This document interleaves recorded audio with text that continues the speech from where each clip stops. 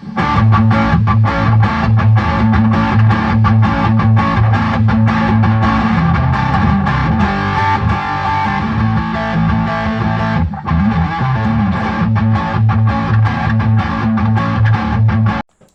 want to first share some big updates since the video was released.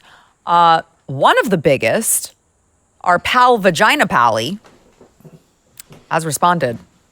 I mean, kind of. I have it on good authority. Vagina Pally has seen the expose.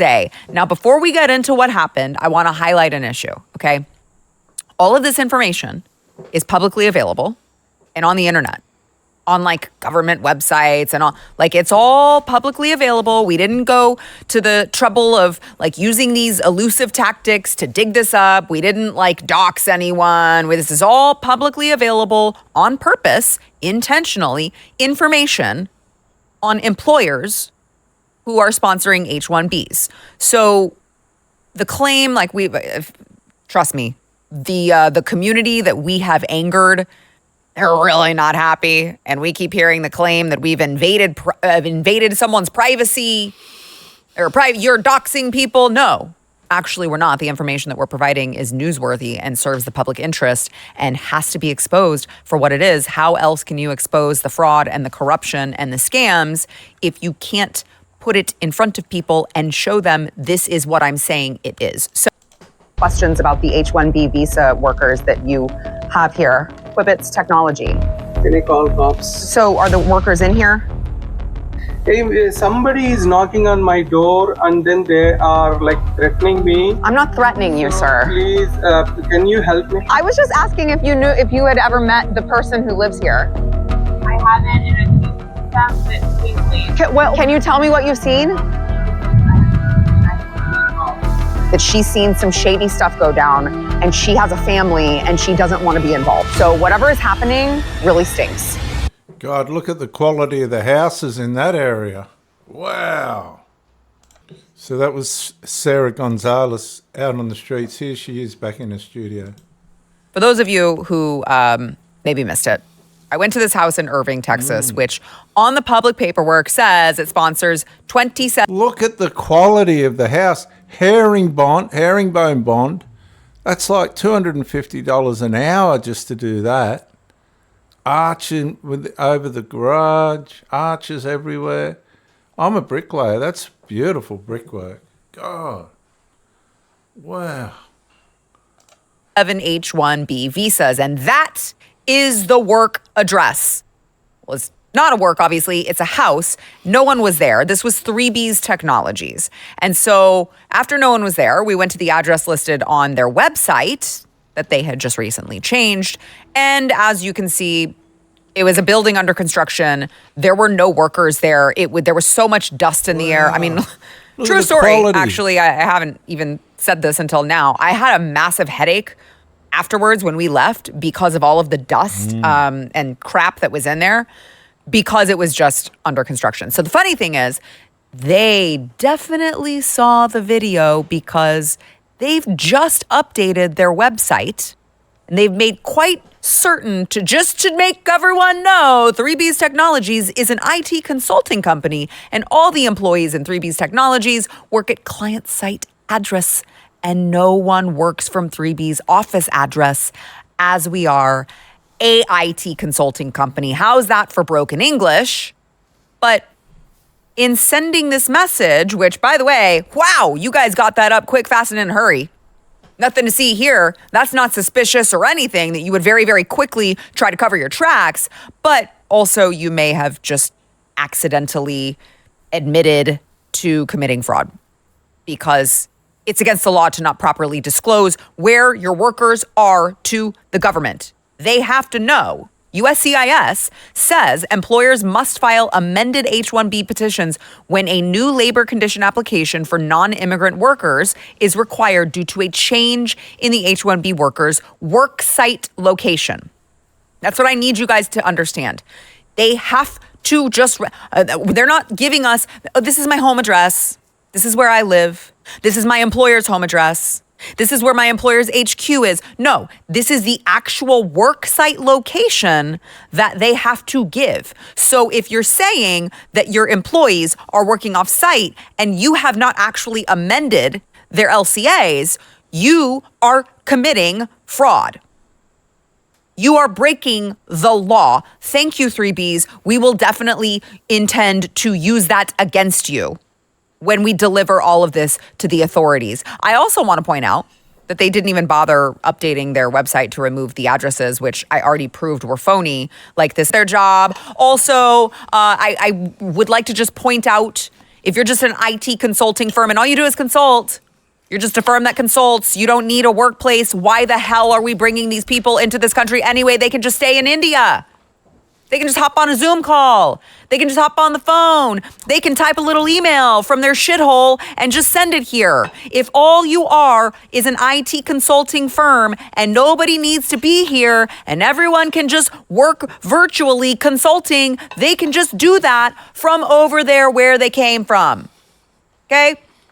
Now, he also, remember I told you he had multiple different businesses. He also updated his other website as well. He was tied to Critty Info Systems.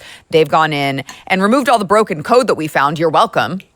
I don't recall getting a thank you for that. You're welcome for telling you that your website sucked. And they updated their website there as well. They are trying to be very, very careful with this, but unfortunately, they're not sending their best. Remember the addresses, the one listed as their UK corporate office was just a house, another residence. Well, they've updated that there, removed the address to the home and the other random Indian tax company, but they left the Uwasville, Texas error. So their new UK corporate office is another virtual office building. Wow, I think that they win the award for record time of getting movers to come in and pack up shop in like the 24, 36 hours that I posted this video. Here we have Quibbitz Tech Systems, and this company, tech is in the name, so you would think technology, okay? They have filed 13 H-1B visas, and 12 were approved in the year 2025. One was denied. So you would expect that at least 12 people were working in this house right here. Let's see if that's the case. Again, look at the quality of the house. God.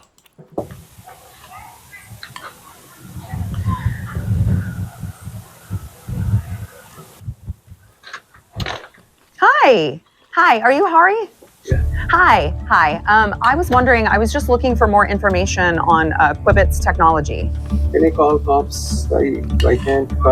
I would, yeah, sure. I would love for the cops to come out here. I just have some questions about the H-1B visa workers that you Can you take pictures? have here. Right now I cannot track anything. If you want, I can talk to my lawyer. Thank you. Okay, so are the workers in here? Are the 12 workers for your company in here? Do they work out of here? No. Okay, so what is Quibbitz then? Qubits? I don't want to talk. Where are the workers? They're supposed to, USCIS says that they're here. No. Yes. No. Well, where are they? They are in my company. I have a company where. Where's your company located? If somebody is knocking on my door and then they are like threatening me. I'm not threatening you, sir. Please, What a liar. What a piece of crap. can you help me? I'm literally asking you a question. 3 Promontory Drive, Great. Texas 75033. You're engaging in a conversation with me, sir. Sir?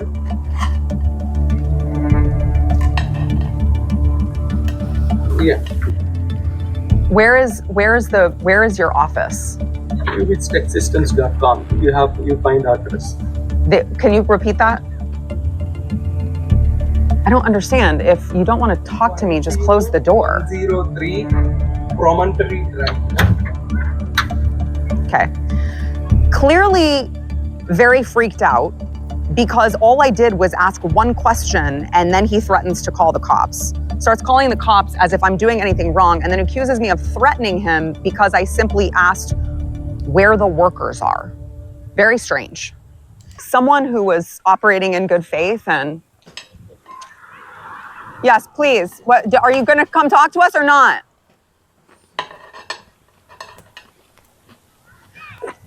Does this seem like right here? Is this behavior of an individual who's done nothing wrong and is innocent? Is this type of behavior? Does that seem normal to you, that you would go to these lengths and get so defensive if you were engaging in legal good behavior? It seems very, very suspicious to me. Like the audacity, actually, the audacity that you are coming here and exploiting my system and using my taxpayer dollars to call the police for me investigating is insane. So what I hope that this accomplishes is that I want everybody who is exploiting our immigration system to be I want them to be on high alert. I want them to be so scared that someone's going to show up at their door and expose all of the fraud that they're committing that they go home. But again, these software engineers, these high-tech guys that we're bringing into this country are not bright enough to change every page on the website because the contact page still has the old addresses. Guys, the internet is forever. We've already got your stuff. We're already archiving. We've already archived the regular old ones before we exposed you. You're screwed, guys. You are screwed. If you are committing fraud on the H-1B visa, we're going to find you. We're going to track everything before you even know that we're on to you. We're going to expose you, and you're gonna be so you might as well just pack up your shit and go home.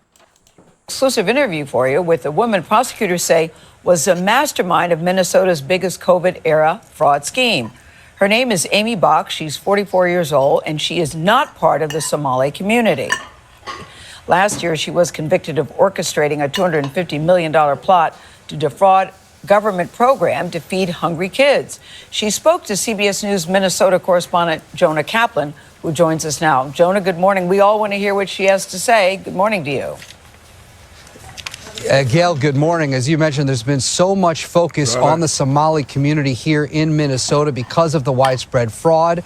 And most of the suspects charged and convicted in the schemes, they are from the Somali community. But as you mentioned, the mastermind, according to prosecutors, federal prosecutors, she is not Somali. And Amy Bach, when we spoke to her, it's rare for someone to speak with us in federal custody, but she expressed some regrets and defended her actions. As always, please make sure you like, share, and subscribe to support the channel.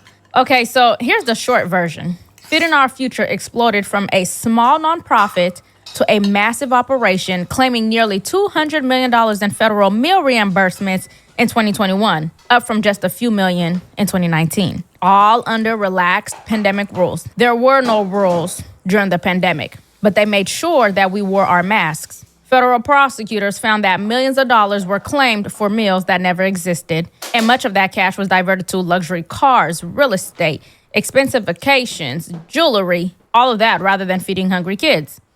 Now, despite her claims of innocence, a jury convicted Bach of fraud and bribery, and she now faces up to 33 years in prison. Her mind behind it all. In this next clip from her jailhouse interview, she claims that she lost everything. We were allowed 1 hour to speak with Amy Bach over a video call from her Minnesota jail cell. Now I can hear you, yes. Until she was arrested in 2022, Bach led Feeding Our Future. The now infamous nonprofit signed up restaurants and caterers, many from Minnesota's large Somali community, to receive taxpayer money for providing meals to children in need. During COVID, for obvious reasons, parents were allowed to come and pick up meals. So we suddenly were able to reach more children. But prosecutors said it turned into something else, the nation's largest COVID-era fraud, with Bach as its mastermind. Are you the mastermind of this scheme? Absolutely not. I believe in accountability. If I had done this, I would have pled guilty. I wouldn't have gone to trial. I wouldn't have put my children and my family through what we've been through. I've lost everything. Again, Amy Bach claims to be innocent. She blames state officials for approving the rapid growth of her program, which is interesting because Bach's narrative doesn't match the facts. Yet she says that she stopped some fraudulent claims, but prosecutors showed that she signed virtually every single reimbursement that was submitted. Even when she knew that they were bogus, she still signed them. So now claiming we relied on the state as an excuse That is not accountability. That's deflection. And the buck stops with the leader, especially when federal dollars are involved. But guess who else is involved? Thank you, Chairman. The chairman is right that when we invest in our children, who are assets to our future, it pays dividend. And it is important that we recognize that it shouldn't be a partisan issue to want to feed the bellies of our children before we try to feed their brains. We know that study after study that kids do better in school when they are fed. It all sounds genuine and serious and all the rest of it, but they're all scalping the money. When they have adequate nutrition, they show up to school much more ready to learn, and their behavior in itself is much different. And as a matter of fact, I mean, if you're making millions out of it yourself, you're going to plug the program. And so just example after example, we found as we looked into this, school-wide free meals improve math performance in districts where relatively few students qualify under the income-based programs. Bookings found. A study found that students in schools with universal school meals fare better on tests than their peers without these meals. That's according to Maxwell School at Syracuse University. The nutrition quality of school meals has improved. Students with universal school meal programs are being offered more fruits, vegetables, and whole grains. That means that they are getting the nutrients that will help with their development. New York City, where they have universal school meals, a study found that regardless of poverty status, the universal school meals program improved students' perception of bullying, fighting, and safety at their schools. And now I would like to yield to a representative from New York, Representative Bowman. So she's actually throwing people under the bus because she's showing how far spread it is. It's right across the country. The story unfolding in Minnesota is one of the most staggering fraud cases in American history. A $200 million pandemic food aid scheme that siphoned money away from children who needed it most. And while U.S. Representative Ilhan Omar has not been charged with or convicted of stealing a single dollar, the fallout from this scandal has landed uncomfortably close to her circle, forcing difficult questions about proximity, oversight, and responsibility. It began during the pandemic, when the federal government opened the floodgates to emergency food programs meant to help kids who had lost access to school meals on paper. It was simple. Nonprofits and community groups would distribute meals, report their numbers, and get reimbursed. But beneath the surface was a machine of fabricated meal counts, ghost kitchens, forged attendance rosters, and shell organizations claiming to feed children who never existed. More than 80 individuals were eventually charged, and over 60 have already been convicted using the stolen money to buy luxury homes, high-end cars, and overseas properties while children went hungry. The part that draws national attention is how several of those convicted were connected to Ilhan Omar's political orbit. One of them, Guhad Hashi, said, worked on Omar's campaign. He pleaded guilty to running a fake food distribution site and pocketing more than $3 million. Another, Salim Ahmed, said, co-owner of Safari Restaurant, the same restaurant where Omar held her 2018 victory party, was convicted of stealing $12 million through fraudulent pandemic meal claims. And while Omar has no direct involvement, her campaign did receive roughly $7,400 in donations from individuals later charged in the fraud. Her team returned the money once the indictments were made public, but the optics are unavoidable. People tied to one of America's most high-profile lawmakers are also tied to one of the biggest frauds in U.S. history. New developments, the fraud scandal in Minnesota escalating over the weekend. Both Treasury Secretary Scott Bessent and State Representative Ilhan Omar publicly speaking out regarding the widespread alleged scheme allegedly orchestrated by Somali asylum seekers. The National News Desk, Jeff Harris, joining us. And both Bessent and Omar, they appeared on Face the Nation, Jeff, But the two, of course, as you can expect, relayed much different messages to the American people. Break down what we know. So Besson spent much of the interview on his end discussing the Treasury Department's investigation, which includes whether taxpayer money went to terrorist organizations in Somalia. Omar, who's part of the Somali community, responding to those comments, saying it would be a failure of the FBI if that did in fact happen.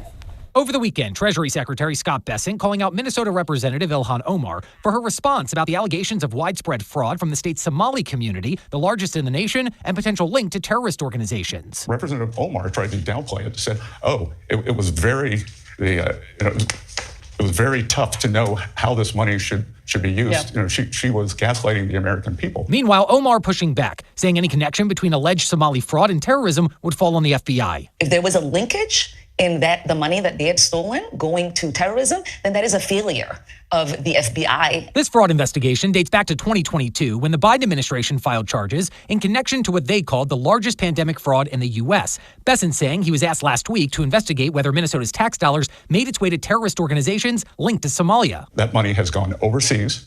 And we are tracking that both to the Middle East and to Somalia. Minnesota is currently dealing with multiple fraud scandals totaling over $1 billion in stolen taxpayer funds, including nearly $300 million from the nonprofit Feeding Our Future. Omar's campaign receiving donations from people charged in that scheme, donations she says have since been returned. We obviously had people who were able to donate to our campaign that were involved.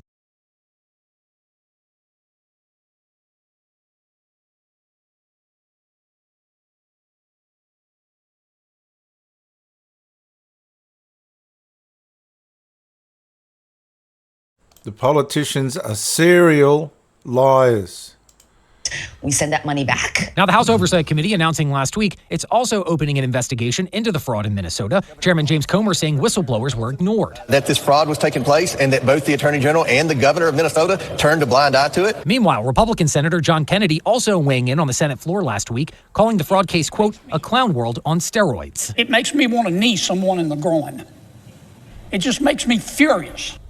Now, a total of 87 people have been charged across all the main fraud cases here, all but 8 being of Somali descent, with 61 convictions secured so far. Amy Bach, founder of Feeding Our Future and the alleged mastermind of that scheme, was found guilty on all counts and right now is awaiting sentencing. Reporting for the National News Desk, I'm Jeff Harris. Congresswoman Ilhan Omar.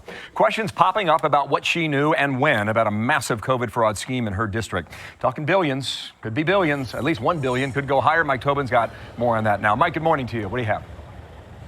Well, good morning, Bill. And as you mentioned, Minnesota Democratic Congresswoman Ilhan Omar has been in the crosshairs. She made the statement that there were insufficient guardrails to defrauded programs like Feed the Future. Speaking on Face the Nation, she defended against the fact that all but a handful of the suspects and convicts in this case are from Minnesota's Somali community. This also has an impact on Somalis because we are also taxpayers in Minnesota. We also could have benefited from the program and the money that was stolen. And so it's been really frustrating for people to not acknowledge the fact that we're also, as Minnesotans, as taxpayers, really upset and angry about the fraud that has occurred. No, but they're all in on it. She's a liar. She's part of the fraud. Analysts with whom we have been speaking say it's unlikely Omar would not have some exposure to the corruption. She introduced a legislation that created the program that was defrauded to the tune of $250 million. She also held a victory party in 2018 at a restaurant called Safari, owned by Salim Ahmed Saeed, a major player convicted in the scheme. I think all this will be investigated very thoroughly because there's really a national spotlight on Minnesota and all its problems. I mean, this is a scandal that is by far the biggest in state history. White House Deputy Chief of Staff Stephen Miller said on Friday the Somali fraud will prove to be the greatest theft of taxpayer dollars through welfare in U.S. history. And he says we have only begun to scratch the surface of how bad it is. Okay, all right, Mike. Fox weather tells me it's 10 degrees in Minneapolis where you are. Wind chill -2. But Tobin is tough because he has summited Mount Everest. Thank you, Mike. Talk soon. Thank you, pal. Dana. So let's bring in Katie Mack. Let me just say this. We want to protect the public dollar. We want to prosecute people who engage in fraud. We are up for that. But we can't do it on a partisan basis. We got to do it together. We can't use incidents like this to score a political point. But as I pointed out last week on this show and on the 5, so he is the attorney general there, used to run the DNC. He solicited political contributions from these groups that were stealing the money. And then when they were asking about these investigations into them, he said, don't worry, I'll tell them to knock it off. Right. And he could have used a little more fervor in telling them to knock it off if he ever even did so, because it didn't stop. The real scandal of all this, Dana, is when you go down that New York Times story that brought a lot of light to this issue, you find that in 2022, most of these prosecutions were underway or starting up. That was Merrick Garland. That was Joe Biden. Merrick Garland called this the country's largest pandemic relief fraud scheme. So where was the sprawling Biden-era investigation? His DOJ was working on it, but I asked Kelly Loeffler at SBA on Saturday, did your predecessor at SBA look into this? She said no. In fact, there were flags on loans for potential fraud in Biden's SBA, and they just let them out the door. So where was the Biden investigation? Where was the Keith Ellison investigation? This was known back in 2022. Ilhan Omar is taking a lot of questions on this. Scott Bessent went after her on CBS on Sunday. Watch you. I can tell you that it's terrible. Representative Omar tried to downplay it and said, "Oh, it was very it was very tough to know how this money should be used." Yeah. She was gaslighting the American people. When you come to this country, you got to learn which side of the road to drive on. You got to learn to stop at stop signs, and you got to learn not to defraud the American people. And I interpret that for you. I'll translate it. He's saying no excuses here. No excuses, and especially when it was actually some of the defendants' lawyers who said it was like they were filling the cookie jar up, and like they knew people were stealing out of the cookie jar, and they just kept refilling it and refilling it and refilling it. And I think Scott Bessent makes an important point there. We love immigrants who come to this country, but we need an assimilation process. We need a fervor. You could have your own culture, that's fine, but a fervor for the American dream, a love for this country, an appreciation for taxpayer dollars, an appreciation for the values that bind us together despite our different cultures, backgrounds, languages, et cetera. I think that's an important point you've heard Bessent make, Stephen Miller as well. The Somalis are the real victims. Yes. So her father was a colonel in this Islamist communist Somali regime that the UN accused of committing war crimes and disgusting human atrocities. She leaves Somalia, she comes here, marries her brother, commits immigration fraud, gets elected to Congress, and suddenly is worth $30 million. So everybody in her little Somali community, all of a sudden, not all of them, but a bunch, most of them, steal $1 billion from American taxpayers. And then they buy nice cars and they fund her campaign, and then they get caught. And she says, no one's more upset about the fraud than us Somalis, and that we're the real victims. Meanwhile, a lot of these people are on food stamps. They don't have a high school education. They can barely speak English. And all Stephen Miller says is you got to assimilate and you can't be a public charge. And she calls him a Nazi, and he's Jewish. She can't even get that right. But they don't have to, Dana. It's the name calling. If you say Nazi, the media focuses on Nazi, not the $1 billion of taxpayer money gone. It's he. Well, maybe he is. One of the reasons she didn't have to, is because she was given an escape hatch in the interview. A parachute, by if you will. bringing a parachute by saying, "I'm going to ask you about fraud in Minnesota, in which you took $1 billion from taxpayers. How do you respond? And also, let me add Stephen Miller into this so that you can get out of it."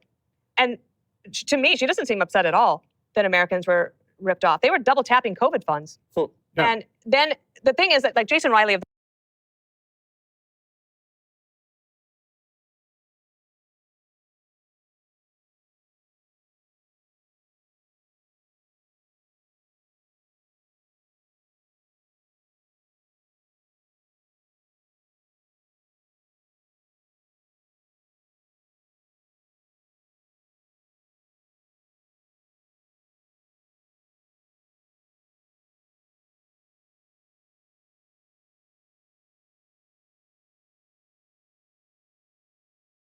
the Wall Street Journal wrote about this last week. He said, you're not doing the Somali community any favors by just trying to sweep this under the rug. If you want to assimilate, take responsibility for it and figure out how to stop it from happening again. I just want to reiterate, the Attorney General of Minnesota, Keith Ellison, needs to be looked into even more because he was soliciting campaign contributions from these very people who were stealing the money. And then on tape, he's asked, but what happens if they continue to come after us and investigate us? And he said, if I see it, I'll tell them to knock it off. Harold, you will probably relate to this when I'm about to. When we see, in our example, when we see a high-profile brother do something terrible, we are usually the most upset at the individual because you make us all look bad when you do things like this. Here's a situation where she's in leadership.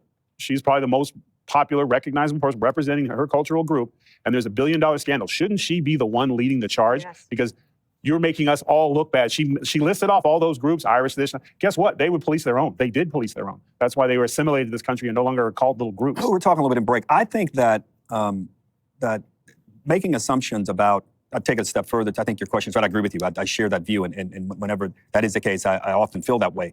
But at the same time, I also think it's unfair for people to assume that because you are of that group that you somehow or another are more prone to do things that person may have done. If this is an instance of that, that's one thing. I didn't like her answer. I didn't think it was necessary to invoke Stephen Miller in the answer. I think the answer stands on its own.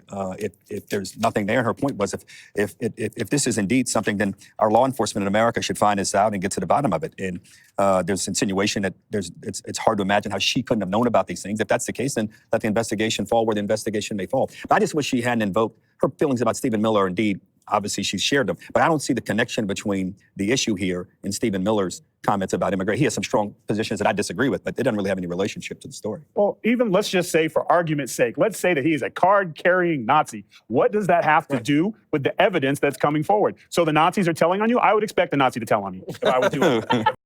Morning, as the DOJ delves deeper into the massive Minnesota fraud scandal, lawmakers on Capitol Hill have launched an investigation into Minnesota Congresswoman Ilhan Omar after her net worth spiked by nearly $30 million in just a year. The House Oversight Committee is looking into financial disclosures tied to investments in companies owned by Omar's husband. I was told that Ilhan Omar is worth $30 million. She never had a job. She's a crooked congressman. Well, two businesses in question are Rose Lake Capital, a venture capital firm that her husband co-founded, as well as a California winery. In 2023, the venture capital firm was valued at $1,000. A year later, in 2024, the valuation jumped to $25 million. Also in 2023, the California winery was valued at $50,000. By 2024, the valuation increased to $5 million. In Minnesota, the crime is incredible. The financial crimes are incredible. Nobody talks about the fact that $19 billion at a minimum is missing in Minnesota, given to a large degree by Somalians. They've taken it. Somalians. Other people work it out, and they get them money, and they go out and buy Mercedes-Benzes, and they come from here. I was told that Ilhan Omar is worth $30 million. She never had a job. She's a crooked congressman.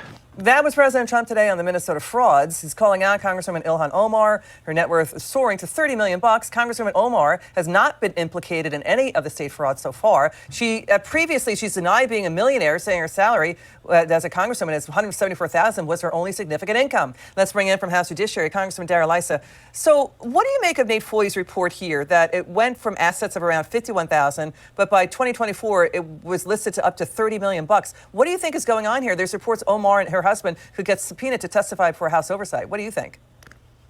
Well, and thanks for having me on. There are two possibilities, and they're pretty straightforward. Underreporting in the past and or a sudden surge that is beyond any possibility. Wineries do not get profitable and big and worth a lot of money quickly. Even venture funds don't see that kind of a growth from virtually zero to tens of millions of dollars overnight. So she's going to have to answer basically two questions. Did you underreport in the past? How did you get from where you were, whatever that was, to now? She could have filed a corrective report and said, I underreported in the past. She hasn't done that. And those are some of the things that we as congressmen are used to having to do if we discover a discrepancy. So the significance of what you just said, we're trying to figure out what's the end game here for lawmakers. Is it just ethics violations over bad disclosures, or is it something deeper? I mean, oversight staff and lawyers at House Oversight, they're looking at our financial disclosures, business formations, valuations. Your point's well taken. The rapid valuation growth of her husband's ventures, that VC firm and a winery, these valuation increases shot up within a very short period of time. That's very rare. We haven't seen that. It's unheard of, and particularly as a Californian, I can tell you, even California wine can't go up that quickly.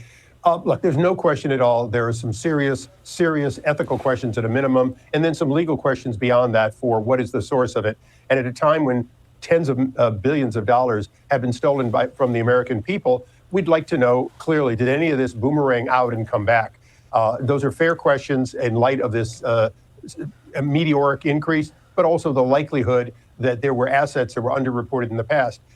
And she may not like it, but this is the glass house that we appropriately live on. When you make $174,000 a year and you have to pay for two houses, you don't get rich quickly. And if you do, and we have had this in the past, it's right to investigate. And we have put members of Congress into prison in the past, a number of them during my tenure. So she wouldn't be unusual. Those people were from both parties and all backgrounds. In terms